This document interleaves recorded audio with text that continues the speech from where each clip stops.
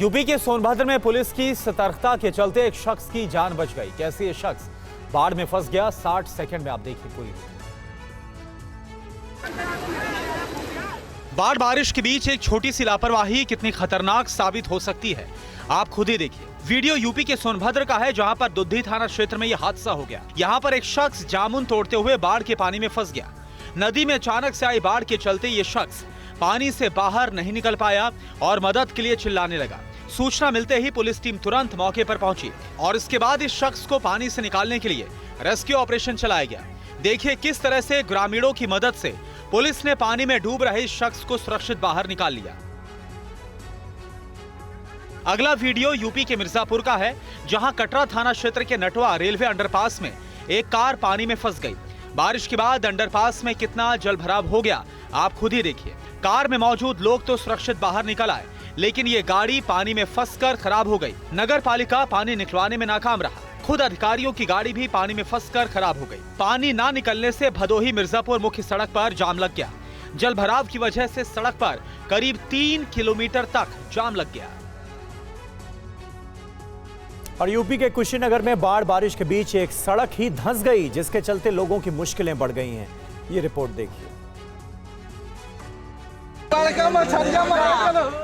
कुशीनगर में पश्चिमी गंडक नहर की पटरी खैरटिया गांव के पास टूट गई। बताया जाता है कि नहर में पानी का स्तर बहुत ज्यादा था और इसकी वजह से नहर पर बनी सड़क ही धंस गई। यही सड़क कई गांव में आवाजाही का मुख्य रास्ता थी। सड़क टूट जाने से कई गांव का संपर्क पूरी तरह से टूट चुका है। वैकल्पिक रास्तों की मदद से गाड़ियों की आवाजाही शुरू कराने की कोशिश हो रही है। हादसे के बाद तेज बहाव से नहर का पानी खेतों में घुस गया। दावा किया जा रहा है कि कई एकड़ फसल पानी में डूब गई है और इसके चलते किसानों में हाहाकार मचा है। पानी घुसने से खैरटिया और नंदन छपरा गांव को सबसे ज्यादा नुकसान पहुंचने की खबर है। खेतों के साथ साथ रिहायशी इलाकों में पानी घुसने का खतरा बढ़ गया है। बताया जा रहा है कि पानी रिहायशी इलाकों की ओर बढ़ रहा है। ऐसे में ग्रामीण दहशत में है। हादसे की सूचना मिलते ही आला अधिकारी मौके पर पहुंच गए। एसडीएम व तहसीलदार ने हालात का जायजा लिया। लोगों को हादसे वाली जगहों से दूर किया जा रहा है। बारिश की संभावना को देखते हुए अधिकारी अलर्ट मोड पर काम कर रहे हैं। बारिश के बीच हिमाचल प्रदेश में लैंडस्लाइड भी हो रहा है। इसके चलते कई रास्ते ब्लॉक हैं और लोगों को आवाजाही में परेशानी हो रही है। वीडियो हिमाचल प्रदेश के मंडी का है, जहां पर पहाड़ों का दरकना जारी है। एक बार फिर से पहाड़ों से लैंडस्लाइड की घटना सामने आई है, जिसका लाइव वीडियो आप देखिए।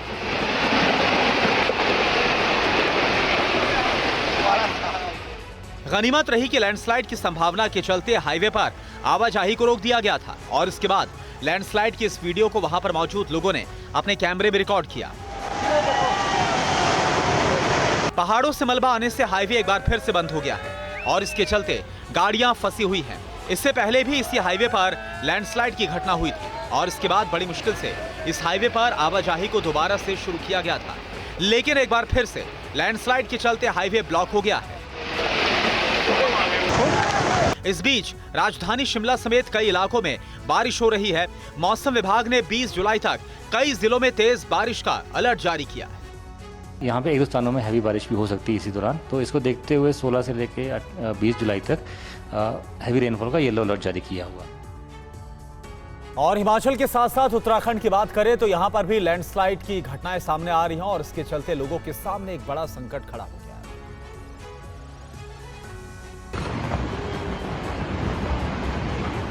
वीडियो उत्तराखंड के देवप्रयाग का है, जहां लगातार पहाड़ दरक रहे हैं। मामला पौड़ी क्षेत्र के वहा बाजार इलाके का है, जहां अचानक दिन के समय लैंडस्लाइड शुरू हो गई और लोग घबरा गए।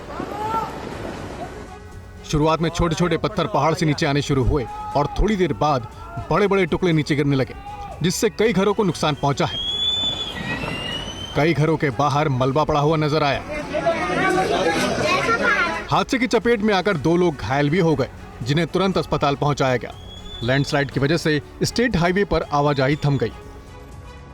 रुद्रप्रयाग में बारिश के साथ साथ लैंडस्लाइड से भी लोग परेशान हैं। लगातार बारिश की वजह से नदी नाले उफान पर हैं। वीडियो 3 दिन पहले का है, जिसमें जेसीबी की मदद से एक बुजुर्ग को नाला पार कराते हुए देखा गया है। रुद्रप्रयाग में लैंडस्लाइड की संभावना के चलते लोगों से सतर्क रहने की अपील की जा रही है। उत्तराखंड के देहरादून और बागेश्वर में आज बारिश का ऑरेंज अलर्ट है। और पश्चिम बंगाल के पश्चिमी मेदिनीपुर में लगातार बारिश की वजह से बाढ़ जैसे हालात बन गए हैं। बाढ़ के चलते हुए हादसों में यहां 3 लोगों की जान चली गई।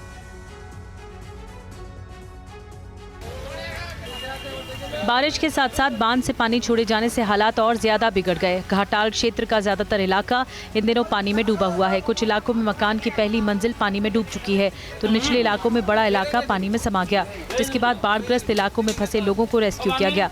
बाढ़ के चलते हादसे भी हुए। इन हादसों में 3 लोगों की मौत हो गई।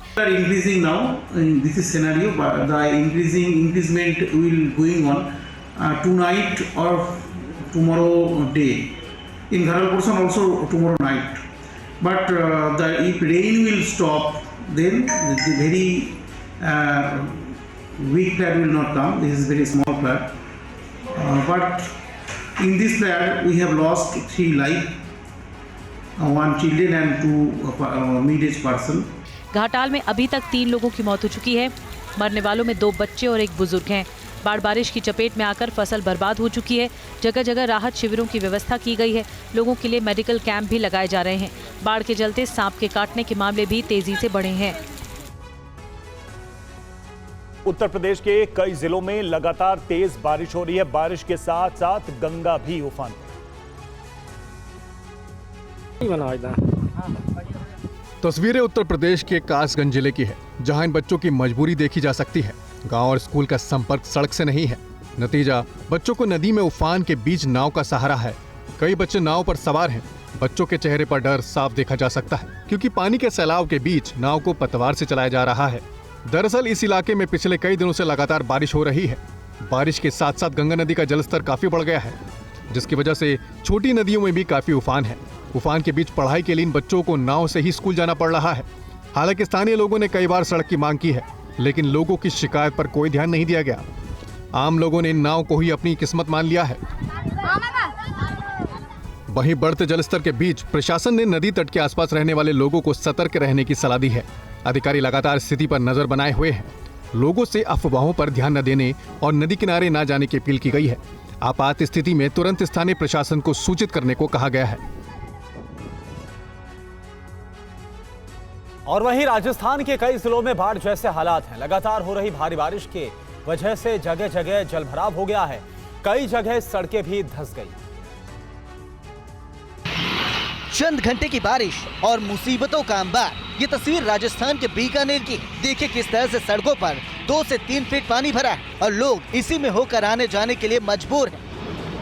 अब राजधानी जयपुर का हाल देख लीजिए। रेलवे स्टेशन मेट्रो पिलर के पास सड़क धंसने से बड़ा गड्ढा हो गया है, जो करीब 12 फीट गहरा है। सड़क पर हुए गड्ढे की वजह से लोगों को सड़कों पर निकलना मुश्किल हो गया है। जयपुर में जल जमाव के कारण कई और इलाकों की सड़कें धंस चुकी हैं। जालौर में करीब 2 घंटे तक हुई तेज मूसलाधार बारिश ने सड़कों को तालाब में तब्दील कर दिया है। रास्तों पर पानी का बहाव देखने को मिला, तो निचले इलाकों में पानी भर जाने की वजह से लोगों को खासी परेशानियों का सामना करना पड़ा। वहीं बूंदी जिले के भीमलत महादेव का झरना पानी से ओवरफ्लो हो चुका है। झरना अपने पूरे रौद्र रूप में नजर आ रहा है। पिछले कुछ दिनों में जारी भारी बारिश के कारण जिले में बांध, तालाब और झीलों में जलस्तर बढ़ा हुआ है। बारिश के पानी से कई नदियां उफान पर आ गई हैं। प्रशासन ने लोगों से सावधानी बरतने की अपील की। और अब आपको दिखाते हैं हरिद्वार की तस्वीर, जहां गंगा में स्नान करते समय पानी के तेज बहाव में एक ही परिवार के 5 लोग डूबने लगे। जैसे ही डूबते हुए लोगों पर उत्तराखंड पुलिस की नजर पड़ी, तुरंत ऑपरेशन बचाव शुरू कर दिया गया और पूरे परिवार को सुरक्षित बचा लिया गया। ये सबसे बड़ी राहत की बात रही।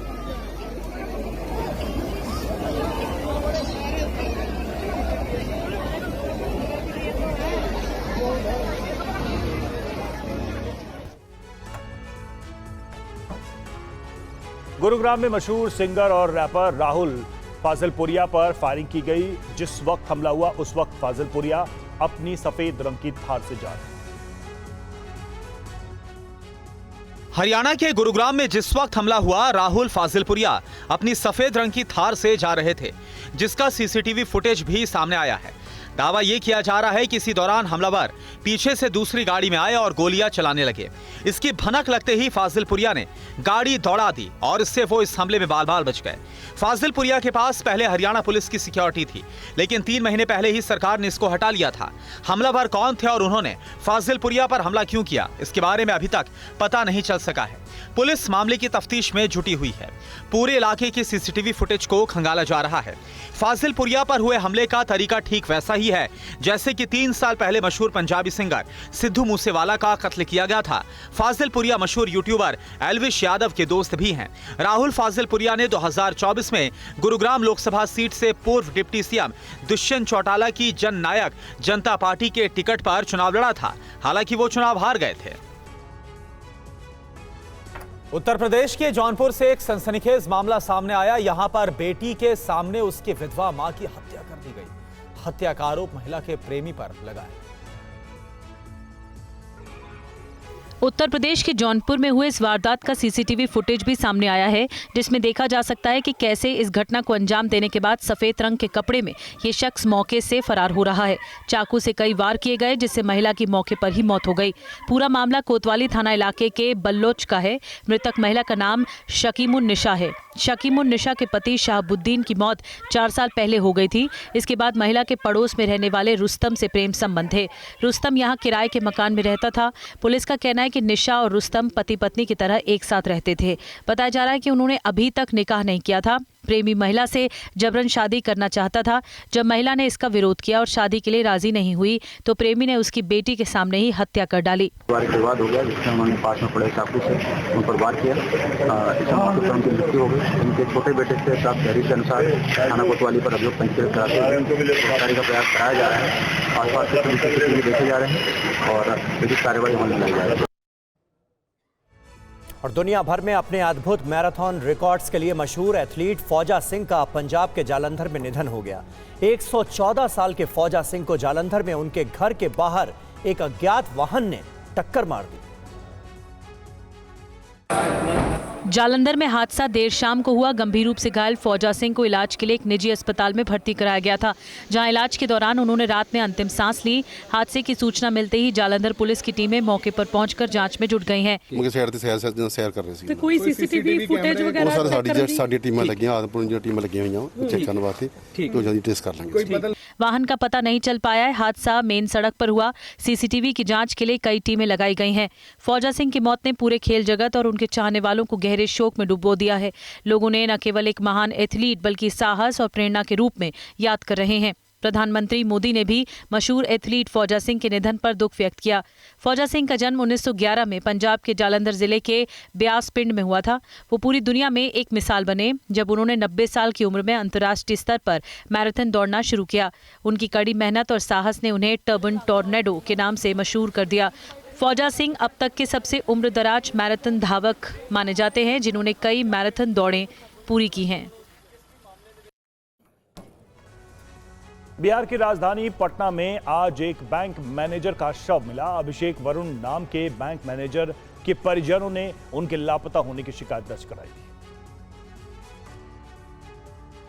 ये तस्वीर पटना के एक निजी बैंक के मैनेजर अभिषेक वरुण की है, जिनका आज शव बरामद किया गया। बताया जाता है कि अभिषेक वरुण पिछले 36 घंटे से लापता थे।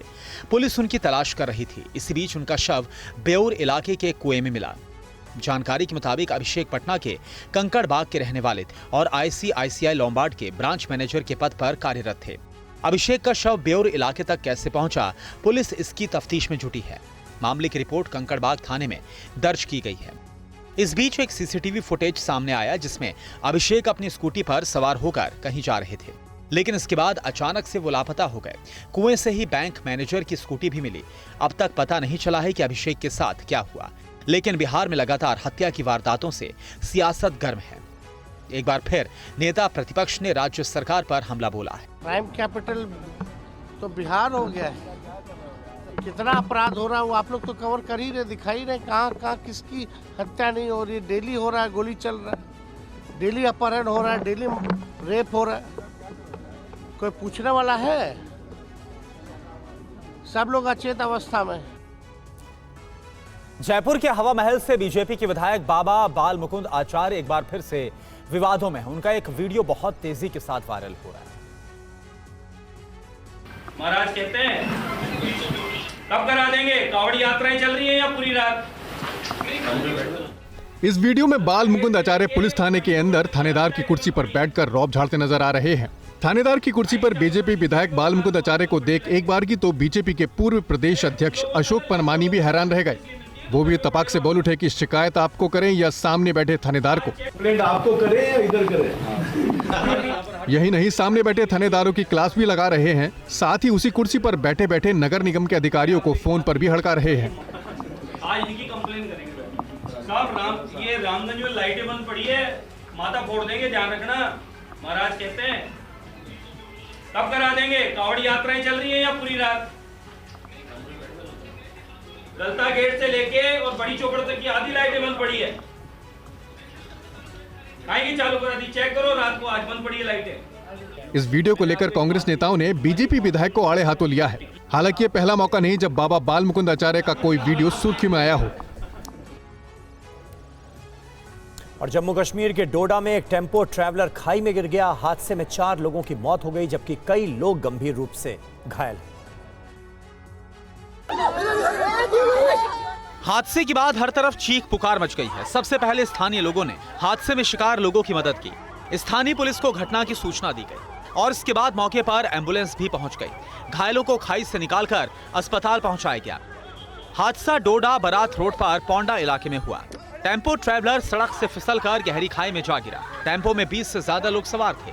घटना को लेकर अधिकारी ने बताया कि आज सुबह डोडा बरात मार्ग पर पोंडा इलाके में एक दुखद सड़क दुर्घटना हुई, जब एक टेम्पो ट्रैवलर सड़क से फिसलकर गहरी खाई में गिर गया। इस हादसे में कुछ लोगों की जान चली गई और 10 से 15 लोग घायल हो गए। हालांकि मृतकों और घायलों की सही संख्या अभी कंफर्म होना बाकी है। दुर्घटना के वक्त इस गाड़ी में कई यात्री सवार थे। माना जा रहा है कि बारिश की वजह से सड़क पर काफी ज्यादा फिसलन थी। वाहन की रफ्तार काफी तेज थी और इसकी वजह से चालक गाड़ी को नियंत्रित नहीं कर पाया और हादसे का शिकार हो गया। पुलिस मामले की तफ्तीश में जुटी है। जिन लोगों को बचाया गया है उनके बयान लिए जाएंगे। आजकल लोगों को रील बनाने का चस्का कुछ इस कदर से हावी हो गया है कि तमाम कानून कायदे को ताक पर रख देते हैं। ऐसा ही एक मामला सामने आया है, आप देखिए। चौंकाने वाली घटना पुणे बेंगलोर हाईवे की है। सतारा के पास इस शख्स ने रील बनाने के लिए हाईवे जाम कर दिया। दरअसल शख्स ने एक नई स्कॉर्पियो कार खरीदी थी। फिर वो जश्न मनाने के लिए कार को हाईवे पर लेकर गया। उसने वहीं पर जश्न शुरू कर दिया और इसके लिए उसने हाईवे को जाम कर दिया। अपनी स्कॉर्पियो कार हाईवे के बीचों बीच खड़ी कर दी और फिर कार के साथ फोटो सेशन शुरू कर दिया। इसलिए ड्रोन शूट भी करवाया। जब ये सब हो रहा था, हाईवे पर गाड़ियों की लंबी कतार लगी थी, लेकिन ये शख्स इन बातों से बेखबर रहा। एक बार भी ये नहीं सोचा कि उसकी नासमझी की वजह से लोग कैसे परेशान हो रहे हैं। वीडियो तेजी के साथ वायरल हो रहा है। वीडियो वायरल होने के बाद अब कानूनी कार्रवाई की तैयारी पुलिस की तरफ से हो रही है।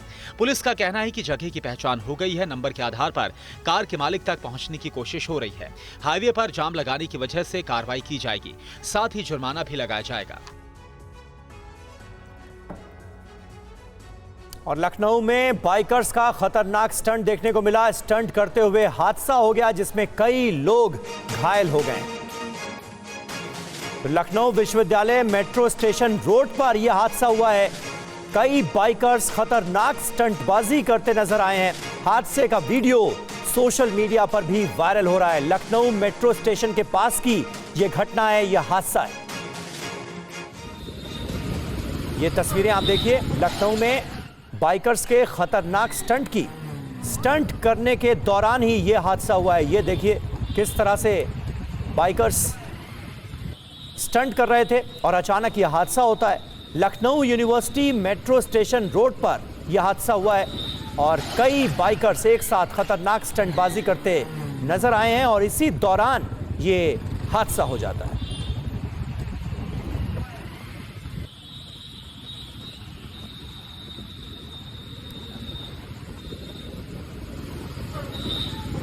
इस सड़क पर बाइकर्स के स्टंट की ये तस्वीरें आपको दिखा रहे हैं। उत्तर प्रदेश की राजधानी लखनऊ की सड़कों पर सबके सामने कैसे स्टंट किया जा रहा था। न सिर्फ अपनी जान खतरे में डाली गई, बल्कि जो दूसरे राहगीर, जो दूसरे लोग यहां से गुजर रहे थे, उनकी जान भी खतरे में डाली गई और ये सिलसिला लगातार जारी है। कई जगहों पर रील्स बनाने के चक्कर में, स्टंट करने के चक्कर में लोग दूसरों की जान भी जोखिम में डाल देते हैं। विपिन चौबे हमारे संवाददाता लखनऊ से हमारे साथ मौजूद हैं। विपिन, इस मामले में कोई एक्शन हुआ है? देखिए, अभी तक तो एक्शन नहीं हुआ है, लेकिन ये वीडियो वायरल होने के बाद पुलिस की फजीहत जरूर हो रही है कि पुलिस की पुलिसिंग कहाँ है, और खासकर तब जब ये मुख्यमंत्री आवास के लगभग 2 किलोमीटर का रेडियस हो और विश्वविद्यालय की तरफ जाने वाला ये रास्ता है, और पूरे रास्ते को इन बाइकर्स ने कब्जा कर लिया। और देखिए, किसी भी गाड़ी के आने जाने की जगह तक नहीं छोड़ी हुई है। हुड़दंग मचाते हुए, बिना हेलमेट के, चीखते चिल्लाते हुए ये लोग जा रहे हैं और उसके बाद खुद हादसे का शिकार हो जाते हैं। और उसके बाद का ये वीडियो वायरल हो रहा है। ये सवाल उठाता है कि रात में पुलिस की पुलिसिंग कहाँ है और इस तरह के हुड़दंगियों पर पुलिस कार्रवाई क्यों नहीं करती। और अब जब ये वीडियो वायरल हो रहा है तो पुलिस इस पूरे मामले में छानबीन करने की बात कर रही है और छानबीन के बाद मुकदमा दर्ज करने की बात कर रही है। शुक्रिया विपिन आपका इस जानकारी और अपडेट के लिए। मुजफ्फरनगर और मेरठ में 8 दिनों के लिए स्कूलों को बंद कर दिया गया। कल से 23 जुलाई तक स्कूल बंद रहेंगे। जिला प्रशासन ने ये फैसला कांवड़ यात्रा को लेकर किया। बोलबम के नारे के साथ कांवरियों का रेला निकल पड़ा है। यूपी समेत उत्तर भारत के कई राज्यों में कांवड़ यात्रा जारी है। बाबा भोलेनाथ के भक्त रंग बिरंगे और भगवा वस्त्र में हर तरफ नजर आ रहे हैं। हरिद्वार और अन्य जगहों में पवित्र गंगा जल भरकर कई कांवड़ यात्रा मार्गों से कांवरिये निकल पड़े। कांवरियों की भारी भीड़ को देखते हुए यूपी के मुजफ्फरनगर में जिला प्रशासन ने 16 से 23 जुलाई तक यानी 8 दिनों तक स्कूल और कॉलेजों को बंद रखने का आदेश जारी किया है। डीएम उमेश मिश्रा ने यह आदेश छात्रों और शिक्षकों के होने वाली असुविधा को ध्यान में रखते हुए लिया है। कांवरियों की भारी संख्या को देखते हुए कई मार्गों को बंद कर दिया गया है, वहीं कुछ रूटों पर डायवर्जन किया गया है। प्रशासन ने लोगों से अपील की है कि वो प्रशासन का सहयोग करें और शांति व्यवस्था बनाए रखें। इससे पहले यूपी के बदायूं और बरेली जिला में भी सावन भर हर सोमवार को स्कूल बंद रखे जाने का फैसला किया गया है। हालांकि शिक्षकों और नॉन टीचर स्टाफ को स्कूल आना होगा। कुछ स्कूलों में सोमवार की छुट्टी के बदले रविवार को स्कूल खोलने का आदेश दिया गया है। गृह मंत्रालय ने सभी राज्यों को कैदियों के आधार को उनके पहचान पत्र से जोड़ने का आदेश दिया है और इस आदेश का सख्ती से पालन करने का निर्देश दिया गया और साथ ही साथ जेल में कैदियों से मिलने वालों के आधार भी सत्यापित करने का निर्देश दिया गया है। देखिए आप। गृह मंत्रालय की ओर से परफॉर्मा जारी किया गया है। इस परफॉर्मा के जरिए अब देश भर के राज्यों में बंद कैदियों और उनसे मुलाकात करने वालों का रिकॉर्ड रखा जाएगा। आधार कार्ड और उनके पहचान पत्र को लिंक करने को लेकर सख्त आदेश दिया गया है। इतना ही नहीं, गृह मंत्रालय ने सभी राज्यों से जेलों में बंद कैदियों का पूरा ब्यौरा मांगा है, जिसमें कैदियों की संख्या, उनका आधार सत्यापन, उनके आईडी का आधार से लिंक और 1 जनवरी 2024 से लेकर 30 जून 2025 तक यानी पिछले 1.5 साल में जेल में कैदियों से मिलने वालों का विस्तृत रिपोर्ट मांगी गई है। इसे लेकर गृह मंत्रालय ने 1.5 साल पहले यानी कि सितंबर 2023 में सभी राज्यों को पत्र लिखा था और हर एक राज्य में जेल में बंद कैदियों के ब्यौरे का निर्देश दिया गया था, लेकिन इसे ठीक से पालन नहीं किया गया। गौरतलब है कि गृह मंत्रालय ने सभी राज्य और केंद्र शासित प्रदेशों को जेल मैनुअल में सुधारों के तहत ई प्रिजन डेटाबेस तैयार करने का निर्देश भी सितंबर 2023 में दिया था। इसके तहत कैदियों और उनसे मुलाकात करने वालों का एक डेटाबेस बनाने के लिए कहा गया था। और हैदराबाद में पुलिस को एक नरकंकाल मिला है। पुलिस के मुताबिक यह घर 7 साल से बंद था। नरकंकाल किसका है अब तक पता नहीं चल पाया। किचन में नरकंकाल, 7 साल से बंद है घर। घर में नरकंकाल पड़ा है और ये इस घर का किचन है जहां सामान गिरे पड़े हैं, धूल में सने हुए हैं। वहीं नरकंकाल का अवशेष गिरा पड़ा है। नरकंकाल के नीचे का हिस्सा खत्म हो चुका है। हालात बता रहे हैं कि ये घर काफी समय से बंद था। घर से दूसरे कमरों की भी हालत देखिए, लेकिन यहाँ कोई नहीं रहता।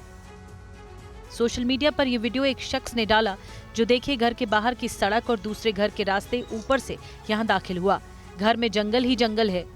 यहाँ की सीढ़ियों तक पेड़ों की डालियां आ चुकी हैं, पत्ते और पत्थर गिरे पड़े हैं। सोशल मीडिया पर वायरल वीडियो के बाद और आसपास के लोगों ने भी पुलिस से बदबू आने की शिकायत की, जिसके बाद यहाँ पुलिस पहुंची। पुलिस की जांच शुरू हुई। घर के चप्पे चप्पे की जांच की गई। पुलिस ने बरामद नरकंकाल के अवशेष के नमूने फॉरेंसिक जांच के लिए भेजे हैं। पुलिस अभी तक ये पता नहीं लगा पाई कि ये कंकाल पुरुष का है या महिला का। अब तक कोई पहचान नहीं हो पाई है। बताया जा रहा है कि ये घर 7 साल से ज्यादा समय से बंद था। पुलिस के सामने कई सवाल हैं जिन्हें सुलझाने की कोशिश की जा रही है। और विदेश मंत्री एस जयशंकर ने आज चीन के राष्ट्रपति शी जिनपिंग से मुलाकात की है। जयशंकर शंघाई सहयोग संगठन की बैठक में भाग लेने चीन पहुंचे। बीते 5 साल में पहली बार है जब जयशंकर चीन पहुंचे हैं। एस जयशंकर ने जिनपिंग से मुलाकात से जुड़ी एक तस्वीर भी सोशल मीडिया प्लेटफॉर्म एक्स पर पोस्ट की है। जयशंकर ने लिखा है, आज सुबह बीजिंग में एचसीओ के विदेश मंत्रियों के साथ मैंने राष्ट्रपति शी जिनपिंग से मुलाकात की। राष्ट्रपति द्रौपदी मुर्मू और प्रधानमंत्री मोदी की ओर से शी जिनपिंग का अभिवादन किया। जयशंकर शंघाई सहयोग संगठन के विदेश मंत्रियों की बैठक में भाग लेने के लिए चीन पहुंचे हैं। इससे पहले जयशंकर ने विदेश मंत्री वांग यी से मुलाकात की थी। इस बैठक में उन्होंने दोनों देशों के सहयोग बढ़ाने की जरूरत पर जोर दिया। जयशंकर ने कहा कि सीमा से जुड़े मुद्दों पर ध्यान देना चाहिए, लोगों के बीच संपर्क को सामान्य बनाना चाहिए और व्यापार में आ रही रुकावटों को हटाने पर काम करना चाहिए। उन्होंने विश्वास जताया कि आपसी सम्मान और समझदारी के आधार पर भारत चीन संबंध सकारात्मक दिशा में बढ़ सकते हैं। इसके साथ ही उन्होंने भारत और चीन के लोगों के बीच संपर्क बढ़ाने पर भी जोर दिया।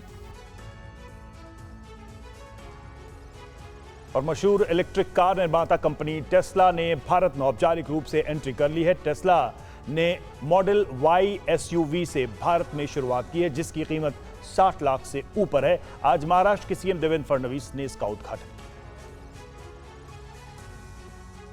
भारत में टेस्ला के पहले शोरूम की लॉन्चिंग हुई। मुंबई के बीकेसी में पहला सेंटर खोला गया है। टेस्ला का शोरूम मुंबई में बांद्रा कुर्ला कॉम्प्लेक्स के मेकर मैक्सिटी मॉल में खुला है। सीएम देवेंद्र फडणवीस ने इसका उद्घाटन किया। फडणवीस ने कहा कि देश में टेस्ला का स्वागत है। आज टेस्ला ने मुंबई से लॉन्च की है अपना भारत का पहला एक्सपीरियंस सेंटर। अपनी भारत की एंट्री आज उन्होंने मुंबई से अनाउंस की है। व्यवस्था, लॉजिस्टिक्स की व्यवस्था और सर्विसिंग की व्यवस्था, ये सारी खड़ा कर रहा है। जानकारी के मुताबिक टेस्ला 4 बड़े चार्जिंग स्टेशन भी खड़ा कर रहा है, जिससे ईवी कार के उपभोक्ताओं को काफी सुविधाएं मिलेंगी। सीएम ने कहा कि इलेक्ट्रिक कार के क्षेत्र में महाराष्ट्र लीडर बन चुका है। ईवी सेक्टर में टेस्ला को वर्ल्ड लीडर माना जाता है और उनका जो वर्ल्ड का सबसे मोस्ट लाइक्ड, सबसे फेमस ब्रांड जो है मॉडल वाई, उसको वो यहाँ पर लॉन्च कर रहे हैं। और मुंबई में टेस्ला कार और उसके लॉन्च के बारे में बता रहे हमारे संवाददाता संदीप सिंह। आप देखिए रिपोर्ट। भारत में टेस्ला की आधिकारिक एंट्री हो चुकी है। मैं इस वक्त मौजूद हूं बीकेसी स्थित मेकर सिटी इलाके में, जहां पर टेस्ला ने अपना पहला शोरूम जो है वो लॉन्च किया है और इसके साथ साथ 2 इलेक्ट्रिक व्हीकल गाड़ी यानी कि बिजली पर चलने वाली गाड़ियों को जो है वो लॉन्च किया है। मैं आपको तस्वीरें दिखा रहा हूँ टेस्ला शोरूम के ठीक बाहर से, जहाँ पर टेस्ला ने अपनी दोनों मॉडल्स को रखा है। 2 मॉडल्स जो लॉन्च की जा रही हैं टेस्ला द्वारा, उनमें मॉडल वाई और मॉडल 3 है। मैं अपने वीडियो जर्नलिस्ट साई दत्त से गुजारिश करूंगा कि अगर वो तस्वीरें कुछ दिखा सके और बता सके कि यही वो गाड़ियां हैं मॉडल 3 और मॉडल वाई जो है वो जो लॉन्च की जा रही है टेस्ला द्वारा। निश्चित रूप से इलेक्ट्रिक व्हीकल के मामले में एक क्रांति की तरह है टेस्ला। आज महाराष्ट्र के मुख्यमंत्री देवेंद्र फडणवीस भी यहाँ पहुँचे थे। उन्होंने भी इन गाड़ियों का जो है वो निरीक्षण किया और मुख्यमंत्री देवेंद्र फडणवीस ने कहा कि वे जो है वो जो ज़रूरत की इलेक्ट्रॉनिक व्हीकल चार्जिंग जो स्टेशन हैं उन्हें बढ़ाने का उनका प्रयास रहेगा। हर जगह सरकार की ये पॉलिसी रही है कि ईवी व्हीकल्स को और बढ़ावा दिया जाए। उन्होंने इच्छा भी ये जाहिर की कि आज पहला शोरूम टेस्ला का जो है वो लॉन्च हुआ है, लेकिन आने वाले दिनों में यदि टेस्ला भारत में अपनी मैन्युफैक्चरिंग यूनिट खोलता है तो उनका प्रयास होगा कि वो महाराष्ट्र में खोले। निश्चित रूप से देखने वाली बात ये होगी कि जिस प्रकार के फीचर्स ये टेस्ला की गाड़ियां कैरी करती है मॉडल 3 और मॉडल वाई, उनके प्रति भारतीय जो कंज्यूमर्स हैं, जो उपभोक्ता है, उनका रुझान किस प्रकार से रहेगा। और निश्चित रूप से यदि इन गाड़ियों की बिक्री बढ़ती है तो भारत सरकार की भी ये जिम्मेदारी होगी कि प्रॉपर इंफ्रास्ट्रक्चर जो है वो भी दिया जाए। हालांकि देवेंद्र फडणवीस राज्य के मुख्यमंत्री, उन्होंने कहा कि भारत में या महाराष्ट्र में पर्याप्त सुविधाएं हैं इंफ्रास्ट्रक्चर्स को लेकर के, और जो बेहतर सड़कें और हाईवेज बनाने की ज़रूरत है उस पर भी वो जोर देंगे। अंतर्राष्ट्रीय अनिश्चितता और उथल पुथल के बीच भारत दुनिया की सबसे तेजी से बढ़ती अर्थव्यवस्था वाला देश बना हुआ है। विश्व की टॉप इन्वेस्टमेंट कंपनियों में से एक मॉर्गन स्टैनले ने अपनी ताजा रिपोर्ट में भारत को ग्लोबल इकोनॉमी का चमकता सितारा बताया है। यह रिपोर्ट देखिए। भारत की इकोनॉमिक ग्रोथ मजबूत बनी हुई है। इकोनॉमी के तमाम इंडिकेटर्स बताते हैं कि भारत अंतर्राष्ट्रीय हलचल के बावजूद स्थिर ग्रोथ को बनाए रखने में सफल रहा है। Global investment firm Morgan Stanley की ग्लोबल इन्वेस्टमेंट कमेटी की रिपोर्ट के मुताबिक भारत सबसे तेजी से विकसित होती अर्थव्यवस्था बना हुआ है। 2025 में भारत की जीडीपी ग्रोथ 5.9% और 2026 में जीडीपी ग्रोथ 6.4% रहने का अनुमान है। 2024 में ग्लोबल जीडीपी ग्रोथ 3.5% थी, जो 2025 में घटकर 2.5% रहने का अनुमान है। रिपोर्ट में बताया गया है कि 2024 में अमेरिका की जीडीपी ग्रोथ 2.5% से घटकर 2025 और 2026 में 1% रहने का अनुमान है। यूरोपीय देशों में भी खपत और निर्यात में गिरावट के चलते जीडीपी ग्रोथ 1% के करीब रहने का अनुमान है। 2025 में चीन की जीडीपी ग्रोथ 4% और 2026 में 4.2% रहने का अनुमान है। जापान की जीडीपी ग्रोथ में मामूली बढ़त का अनुमान है। भारत की ग्रोथ का कारण सरकार के जारी आर्थिक सुधार रहे हैं। भारत के अलावा सिंगापुर और यूएई भी ग्रोथ बरकरार रखेंगे। अमेरिका की टैरिफ वॉर के चलते चीन की ग्रोथ पर 0.5% की गिरावट का अंदेशा है। और कार्टूनिस्ट हेमंत मालवीय की गिरफ्तारी पर रोक लगाई है। सुप्रीम कोर्ट ने हेमंत मालवीय की गिरफ्तारी पर रोक लगाई है। पीएम और आरएसएस पर विवादित पोस्ट करने पर एफआईआर हुई थी, लेकिन अब जो खबर आ रही है उनकी गिरफ्तारी पर रोक लगा दी गई है। पीयूष पांडे हमारे संवाददाता हमारे साथ जुड़े हैं। पीयूष, कोर्ट की तरफ से क्या कहा गया है अपने आदेश में? देखिए, हेमंत मालवीय को अंतरिम राहत देते हुए गिरफ्तारी से संरक्षण प्रदान किया गया है सुप्रीम कोर्ट की तरफ से।